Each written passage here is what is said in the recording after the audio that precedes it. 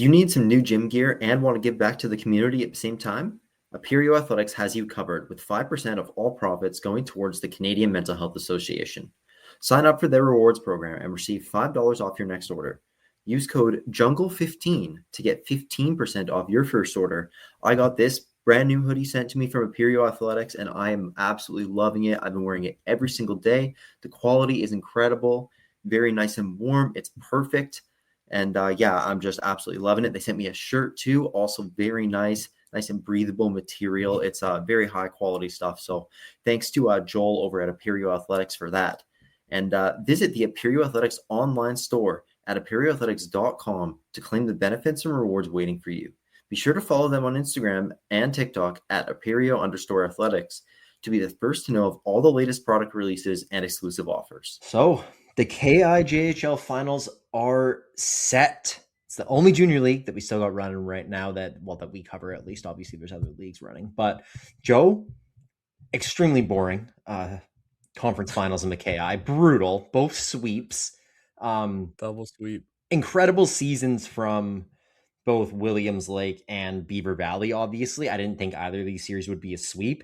But yeah, these were a bit of a snooze fest. Joe, what are you thinking? Like, did you see this coming, and how are you feeling about this finals matchup? Honestly, I kind of thought that each series was going to go longer, but I kind of predicted that both these teams were going to win. Yeah, fair enough. Kimbo's going to be hard to beat for Princeton. I'm going to say that right out of the gate. Yeah, dude. Kimbo looks very, very good. But yeah.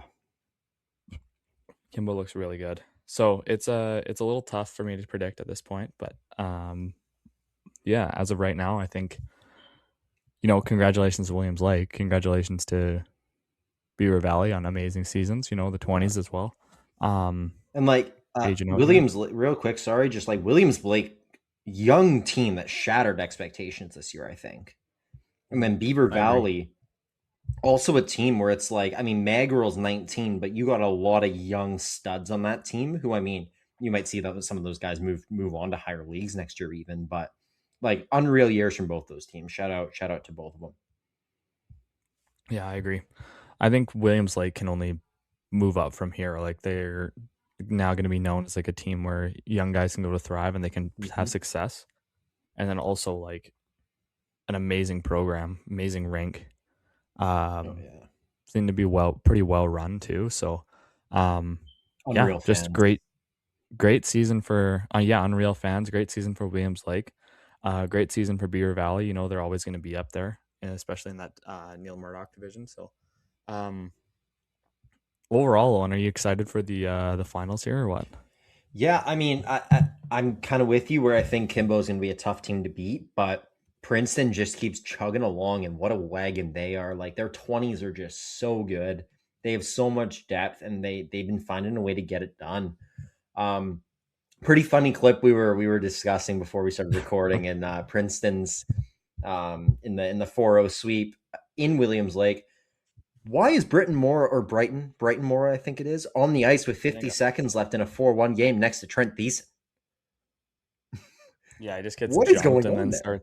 Yeah, he gets jumped and then fucking Thiessen's like egging on the fans and shit. It's his last game ever. Yeah.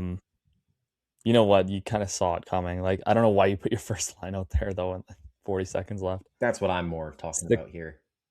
Stick the fourth out there. Like, if you're gonna, you know what's gonna happen. Like, come on. 100%, dude. Like, that's a guy who's one of the toughest players in the league. Like, he's a 20. Like, a lot of he's getting clowned on for that clip by a lot of people. But at the end of the day, like, 20 ball in his last game. Like, I get it. I just don't know why Princeton's first line is out there. Obviously, like, that's gonna look bad no matter what. And like the kiss to the crowd looks like a selly, but that was just him. Like, I think, like, giving respect to the crowd. I think he's a local kid too, so pretty cool. He played in Princeton, didn't he? I'm pretty sure he played there. I'm pretty sure. I didn't know that. I meant he's from Williams Lake. Oh, is he from Williams Lake? Yeah, he's a local kid to Williams Lake, so like that was like his last time playing in front of the home crowd. So I kind of there's a guy with this. There was a guy with the same last name but different. Guy. Yeah, he played for Fernie, 100 Mile, and Kelowna before ending up in Williams Lake. 100 Mile, that's the team he played in. Yeah, okay. But yeah, so funny clip out of that. There was an insane amount of comments on that video and that the sniper posted. But Yeah, like at first I was like, oh, like I don't know what I said because he was one of the top King of the Jungle people. I think I said something about like King of the Jungle doesn't jump guys or something. I don't know, some shit like that. But then I was like, oh, 20 bomb hometown kid in his last game. I actually don't even hate it that much. Yeah. I just Yeah. Princeton shouldn't have had. I Those hate guys that it on was the on their fucking one of their ice. best players though. That's what I don't like the most. Like obviously that guy's not going to fight you back. Just turtled. Well, obviously, like what I would have.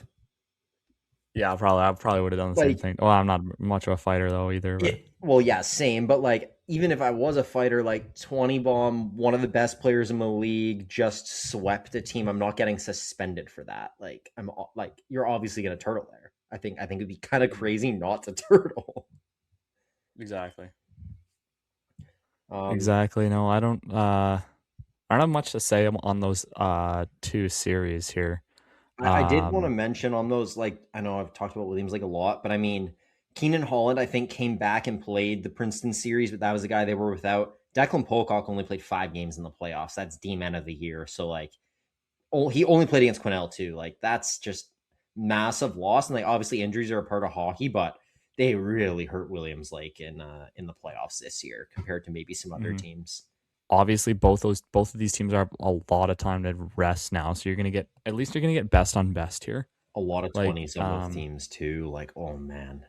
exactly right. Yeah, it's gonna be. I think it's gonna be a good series. I don't see it ending in 5 or 4.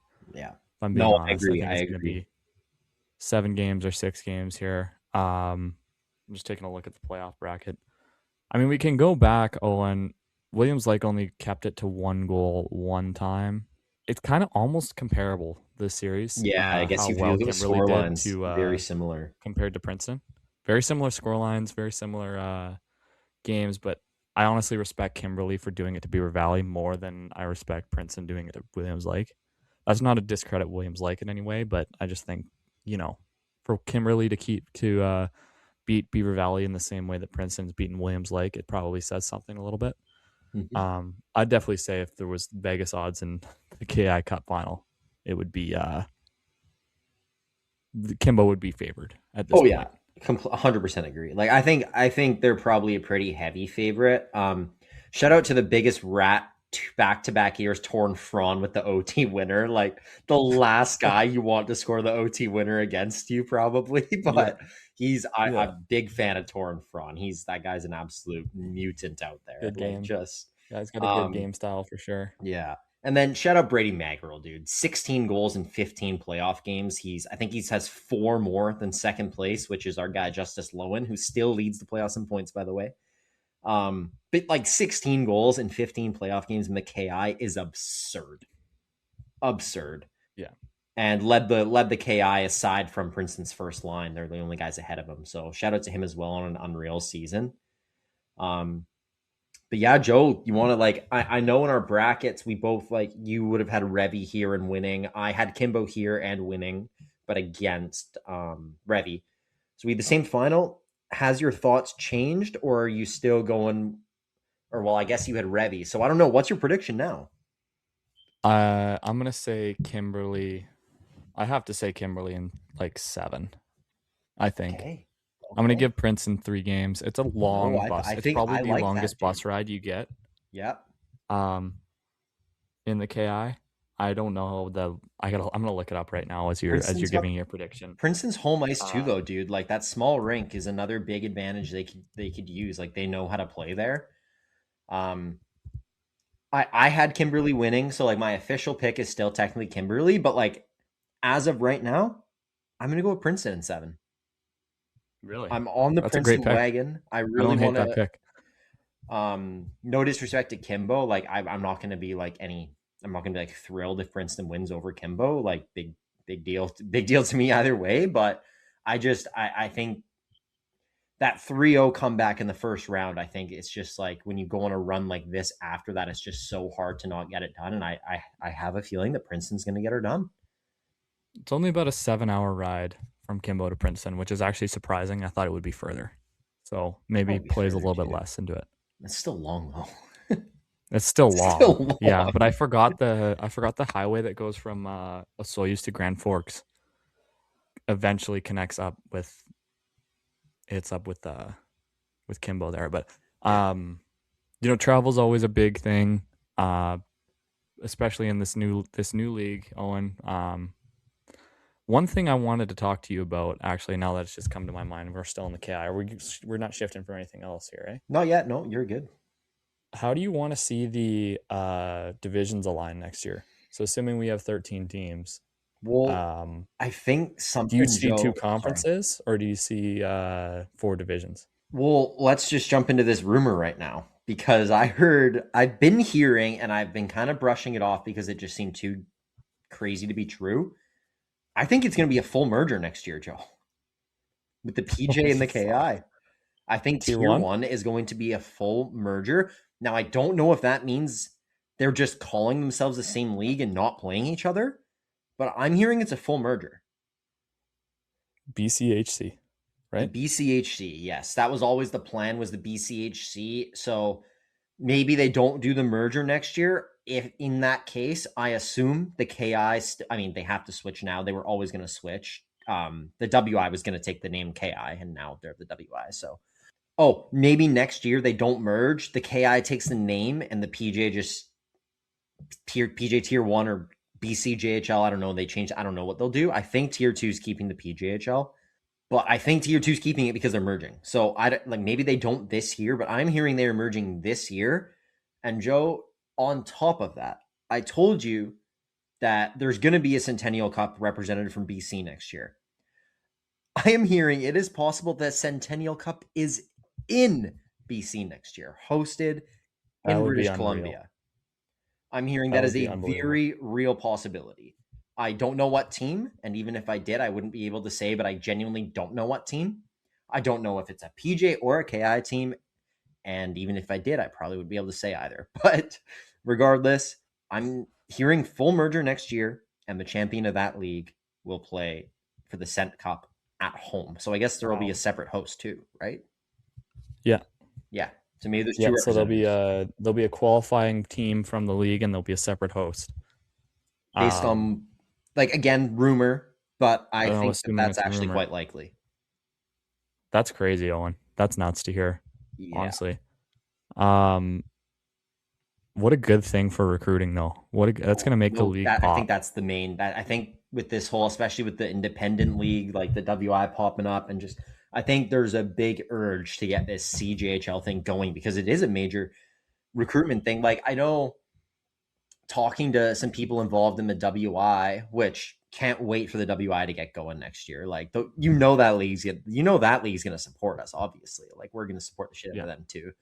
But talking to some of those guys, something I heard people say was just there's no benefit to staying sanctioned. And for those teams, honestly, probably fair enough. But for these Tier 1 teams, that is a massive, massive draw, right? Like, yeah, I guess you make the argument if those teams stayed Tier 2, then the funnel from Tier 2 to the BCHC to the Cent Cup, like, that's there. So that you could say an advantage. But for these Tier 1 teams, that's going to be a massive advantage. I completely agree. Yeah.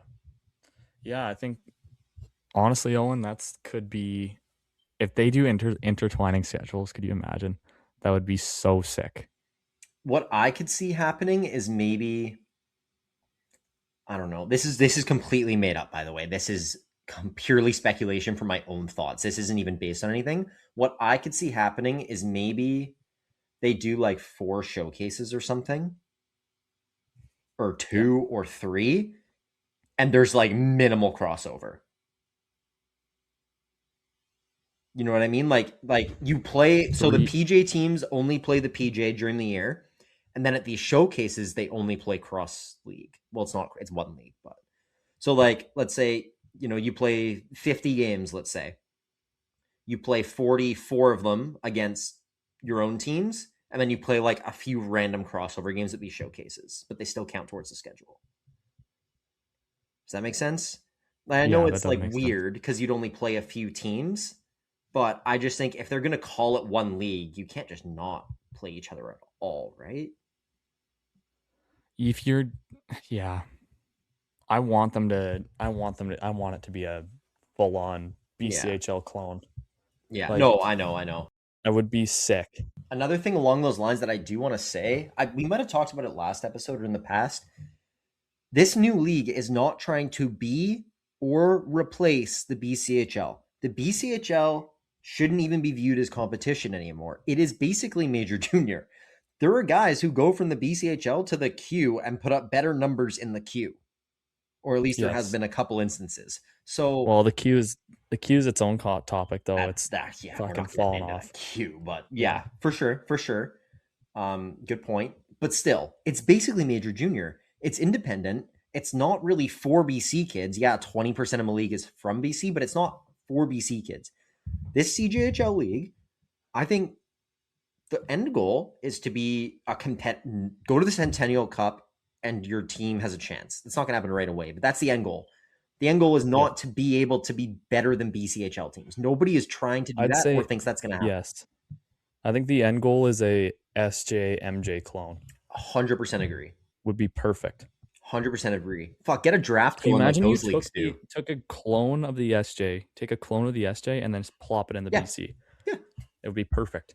Yeah. And like, I'm sure the team that has a chance to win the Cent Cup every year. Yeah, dude. But, outside shot, but not really.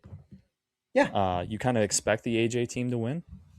But, it's the same thing when the BCHL was around. It's like you expect the BCHL to win.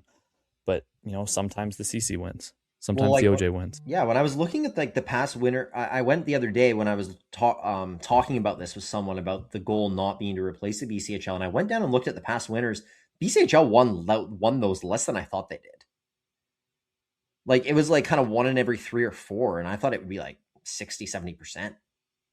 Mm-hmm. So that really surprised. Another thing to mention, though, Joe, is you're talking about all these AJ teams. Those AJ teams have quite a few BC players right now that'll probably, hopefully, come back home. Right?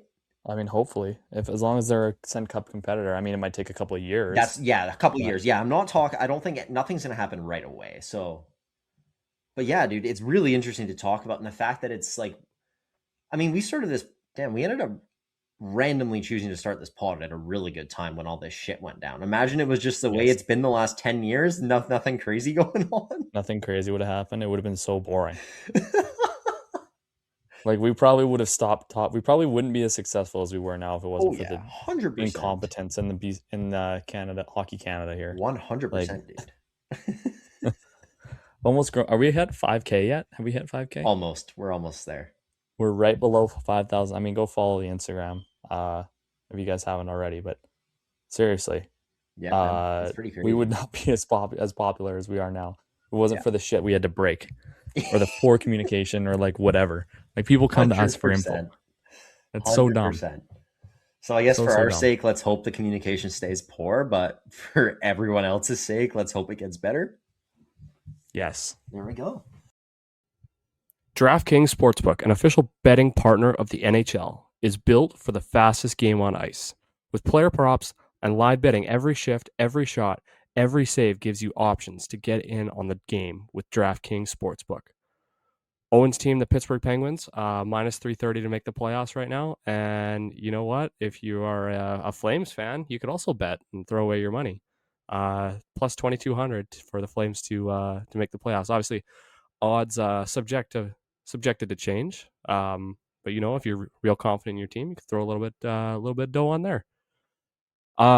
New customers bet just $5, and if your bet wins, you'll get $300 in bonus bets instantly. Download the DraftKings Sportsbook app and use code THPN. That's code THPN to turn $5 into $300 in bonus bets if your bet wins. In partnership with DraftKings, the crown is yours.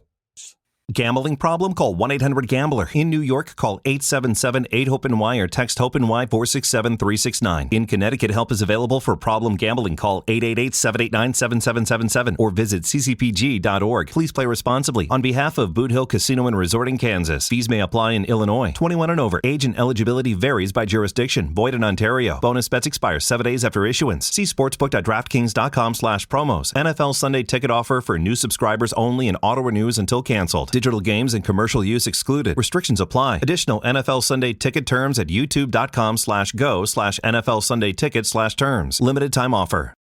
But yeah, dude. So that was the bulk of what I had to talk about for rumors today. That's a crazy bit of news, dude. Went in. Yeah.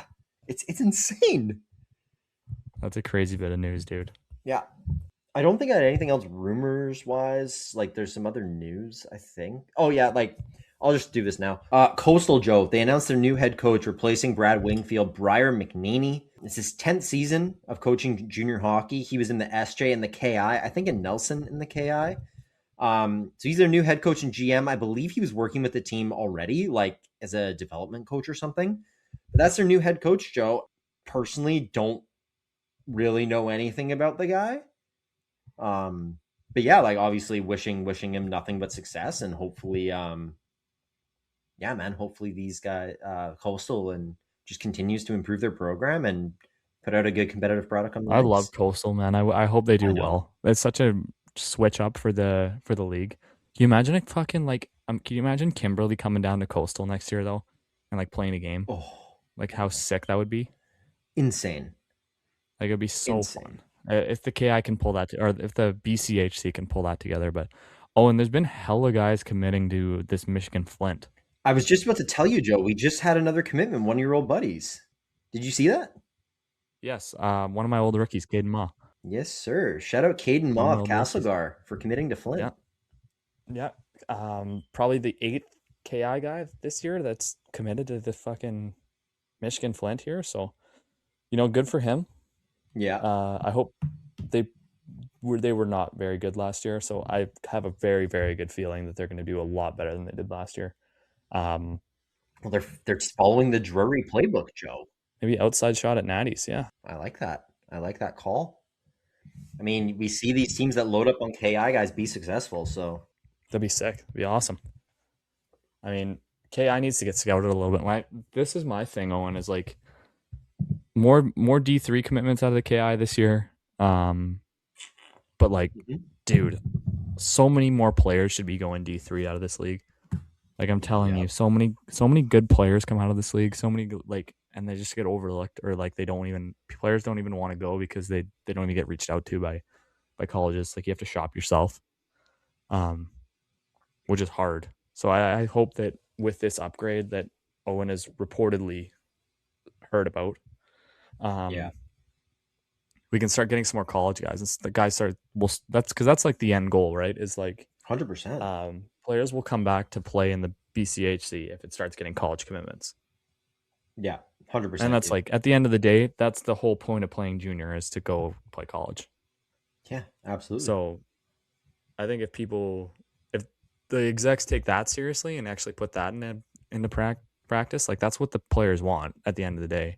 Like they want a sick place to play junior and then they want to play college. So yeah, I think if they start scouting, if those Eastern Coast teams start scouting the BC, it'd be the BCHC. Sorry. There's going to have to be a fucking better acronym than that. Like there's got to be. Yeah, it's bad. I hate it. It's bad. I really hate terrible. it. BCJHL, is it really that hard? Or are they not allowed to do that BCJ? because the BCHL used to be called that? Maybe they keep like the naming rights or something. Maybe. What about like the Dub S?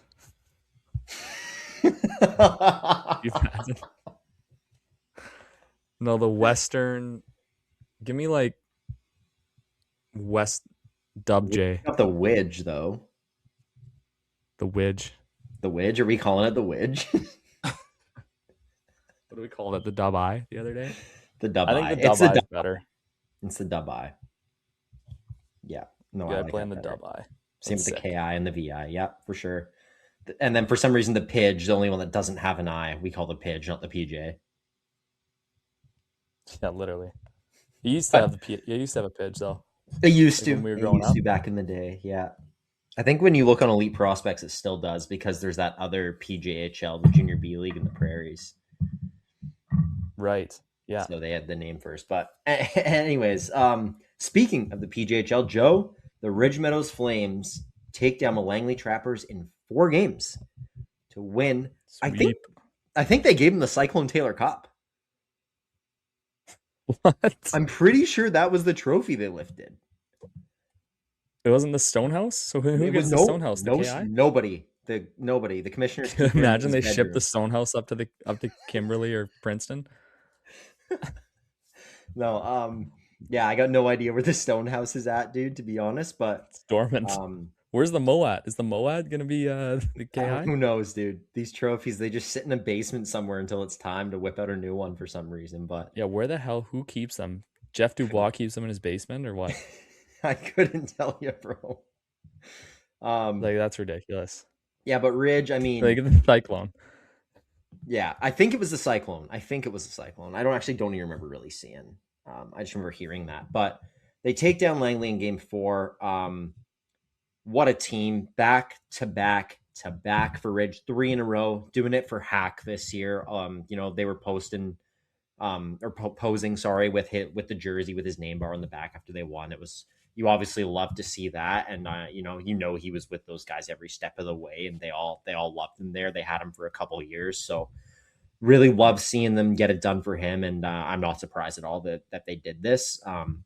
What a team! I gotta say though, in game 4, Joe, it was 2-1 Ridge going into the third. Langley scores 2 goals in a minute. With 4 minutes left, they scored 2 goals in a minute. And then Ridge scored 2 goals 2 goals 29 seconds apart to take the 4-3 lead. Fuck's sakes. Unbelievable. Our guy, Tyler Blatt, shout out Blattsy, had him on the pod last year with the game-winning goal for the Ridge Meadows Flames to win their third. That was a point shot, right? The clip that I saw online. Point shot. I think it went off a Langley player, unfortunately. Like it took a really weird deflection. Unless I'm just like crazy watching the clip. But yeah, it was like a low blocker that went high glove. Like I think. Maybe I'm wrong. I'll have to ask Blattsy. Maybe he picked the spot. But yeah, so shout out Ridge. Shout out GM Derek Bedard, also a guy we've had on the pod, just putting this team together year after year. You look at Ridge at the start of the year and you think there's not a chance that team's winning, and they just add and add and add and add until they're the best team in the league. And it's just what they do every year. Zach LaGrange, unofficial, meaning given by us, playoff MVP, 32 points in 14 games in the playoffs. Wow. Next closest was his teammate Matthew Buros, who they got at the deadline from Poco, who had 26, so 6 less points, but he had 5 more goals. He he didn't lead the playoffs in goals. He led Ridge in goals. Playoff leader in goals, Joe, Grady Lenton, only played 10 games and he had 15 of them. So wow. Just shows how unreal of a player Lenton was. But a couple other shout outs, like just shout out Langley, dude. Nobody saw this coming. What a year from them. Incredible. Like the way some guys stepped up, especially in playoffs. Another, like, we've kind of given some shout outs to like some heart and soul guys who played in the pitch, like guys like Alistair Lau on Surrey, who just like play their dick off. And I just want to say Nabil Moladina, Langley's captain, 3 points in 12 games in the playoffs. So like, I mean, I think he had 30 points in the regular season or something, 28, whatever. Obviously not a goal scorer, but like he's their captain, 20 bomb, a guy who's willing to fight, still produces offensively, and just a heart and soul guy. I love giving shout outs to guys like that. And just wanted to shed some light on it because he gave everything to Langley and to this team. I think he might have been the only 20 bomb on the team too. I'm pretty sure he was the only one, and he was capper. And so watch out for Langley next year, unless a bunch of these kids move on to a higher level, because what a year from them. Nothing to add there. Like good for Ridge. Too bad you didn't go to that game though. I know. I should have gone. I had faith in Langley to extend it one more. Yeah. Obviously doesn't suck to sweep, but like I know after it's just like, you know what I mean? Like it's like, a lot less climactic in the celebration. Yeah, for sure. Like it's definitely less stress. And like Langley, the thing is though, the game was pretty crazy. Like that game 4 was pretty crazy, so it's probably still insane. Oh yeah, a good selly, but 100%. Yeah, shout out to Ridge, man, for getting the job done for Hack. I love the photos with his jersey, so yeah, man, that was awesome to see. Too bad Mission couldn't get it done, but Ridge gets it done for Hack, so that's one of two at least. Absolutely, and I mean Mission still even just getting to where they got, like just 2 teams that couldn't have played any harder for Hack. So yeah, you'll have to see that. Well, I guess that's all for the Pidge, and we'll keep her moving right along now into the VI, which ended in 5 games. Also, I think was on during the last episode when we recorded. Victoria, Joe, you predicted this one perfectly, I think. Oh, no, you would a sweep. You would a sweep. 5 games. Yeah, and I did in 5. So Victoria wins in 5. Former 100-mile wrangler Ethan Davey ends up leading the playoffs in points. Shout out Ethan Davey. 100-mile gave him a nice little shout out, congratulations post too. Now that they're independent. Do you think? Awesome. I was thinking this. Do you think when that went down, 100 like they knew about the independent already? So 100-mile was like, yeah, it's all right. You'll get us back in the future. Do you think there was a little backroom deal with Ethan Davey? Probably. Honestly, probably. I mean, I completely made that up, by the way. 19? He's 20. I mean, yeah, possibly. Right? Just something I considered, just a strange thing. Probably not. I just made it up, but still. Yeah, so unreal. Simon Samancic, 19 points in 17 games. He was unreal all regular season. Rookie Jordan Ramsey, rookie of the year, 15 points in 16 games too. So some unreal plays for Vic. And then, Nanaimo, we talked about this guy all year, Nate Barkley on D. Holy shit. 18 points in 15 games in the playoffs, 7 goals, just carrying his team from the back end. I think he led Nanaimo in goals in the playoffs as a D-man and points, obviously, but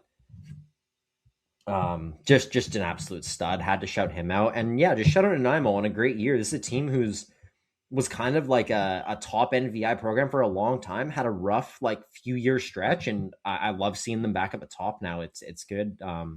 You love seeing those teams kind of resurge when they struggle, like teams like Grand Forks, now Nanaimo, and then hopefully in the near future, Aldergrove.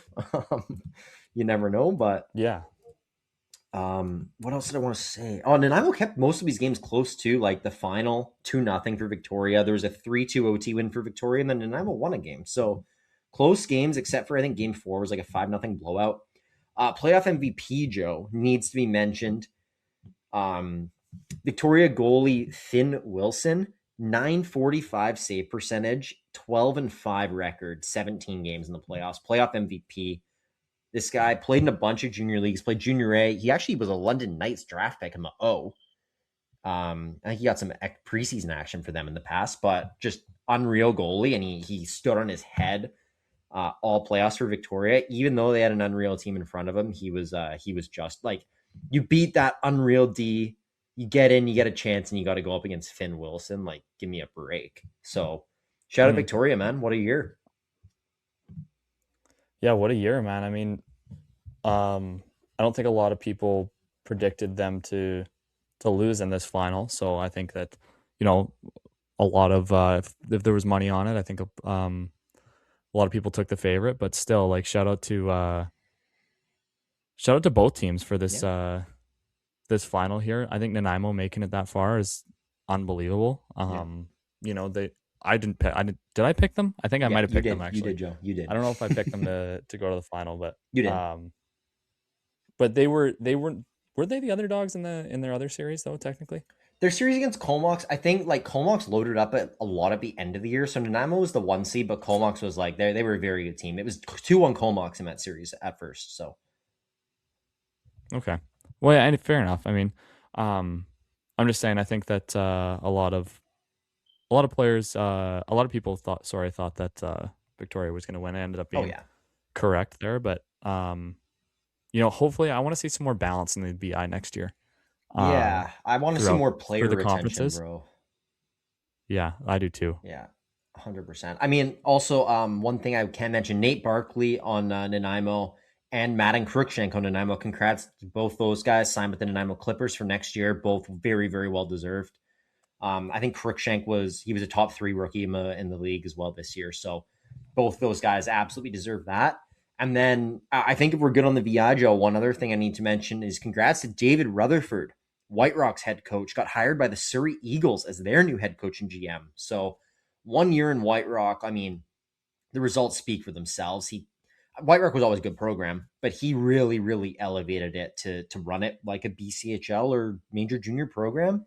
And now he gets to jump up to the BCHL himself. He actually won the BCHL with Surrey back when he was, I think, 17. He also won a Mem Cup with the Vancouver Giants. This guy's resume is unreal. I mean, Kovac and Adriano talked about it in the interview last week.